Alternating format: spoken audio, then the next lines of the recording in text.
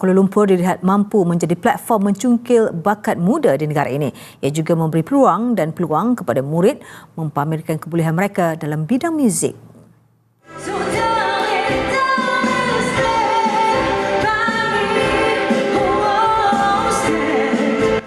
Konsert yang dianjurkan bersempena Festival Orkestra Kuala Lumpur 2025 ini dalam usaha memperkukuh seni dan budaya di Malaysia.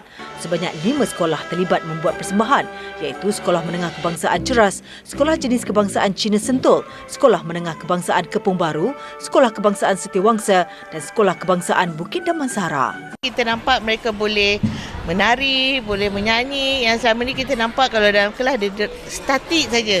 Muzik inilah sebenarnya mendidik mereka secara tidak langsung dalam membentuk kemenjadian murid dan juga menjadi insan itu sendiri. Bagi murid, peluang percuma membuat persembahan di hadapan khalayak ramai akan meningkatkan keyakinan diri dan membuang rasa takut serta gementar. Ia memberikan chance kita untuk mempersembahkan muzik yang tradisional ataupun moden di mata orang ramai. Saya rasa teruja sebab dapat buat persembahan depan orang ramai kan. So kita tak dapat vibe tu dekat luar. Kita orang sebenarnya first takut bila nervous kan nak buat persembahan, tapi bila kita orang dah buat happy depan orang ramai, kita orang jadi best. Jadi macam nak buat lagi sekali. Persembahan seterusnya pada 24 Jun ini.